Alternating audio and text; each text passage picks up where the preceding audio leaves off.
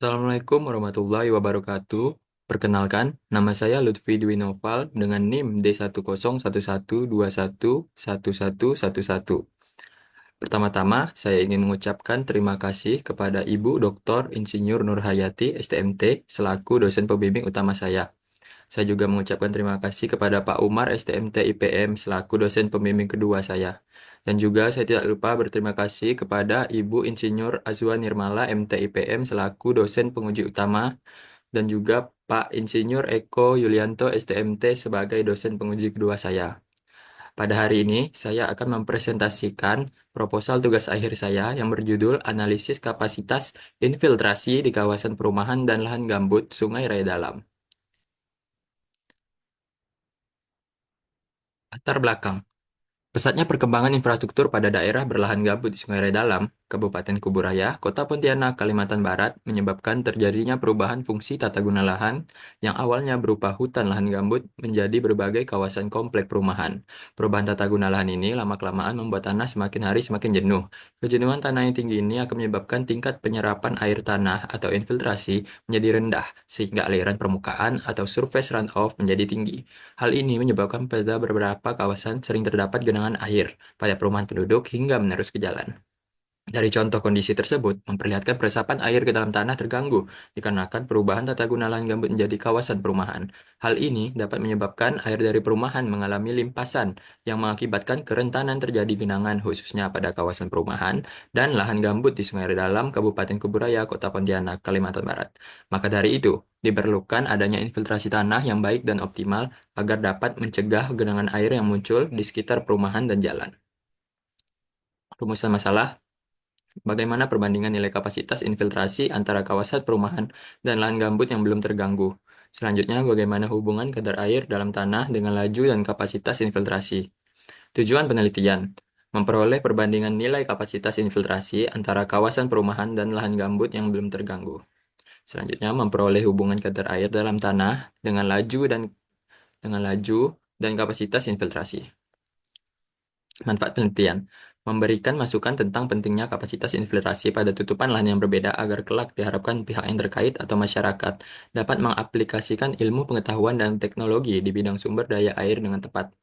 Pembatasan masalah: ini dikhususkan hanya menguji infiltrasi pada beberapa titik tertentu kawasan pemukiman dan lahan gambut yang belum terganggu di Jalan Sungai Raya Dalam 2, Kecamatan Sungai Raya, Kabupaten Kuburaya, Kalimantan Barat. Sistematika penulisan. Yang pertama, pendahuluan. Yang kedua, tinjauan pustaka. Ketiga, metodologi penelitian. Yang keempat, hasil dan pembahasan. Yang kelima, penutup. Metodologi penelitian. Untuk lokasi penelitian. Saya melakukan penelitian pada 4 titik lokasi yang berbeda, yaitu sebagai berikut. Yang pertama, terletak di kawasan hutan bertanah gambut yang berada di Kompleks Serdam City. Yang kedua, terletak di kawasan hutan bertanah gambut yang berada di Jalan Famili Asri. Yang ketiga, di kawasan perumahan bertanah gambut yang berada di Komplek Fajar Asri 6. Yang keempat, kawasan perumahan bertanah gambut yang berada di Komplek Perumahan Agung Graha Mustika. Berikut diagram alir penelitian saya. Pengumpulan data. Data primer yang digunakan meliputi koordinat lokasi penelitian, tinggi muka air, data analisis kadar air, dan data-data yang diperoleh dari hasil pengukuran infiltrasi. Data sekunder meliputi peta lokasi penelitian, tata guna lahan area penelitian, serta literatur yang mendukung informasi primer.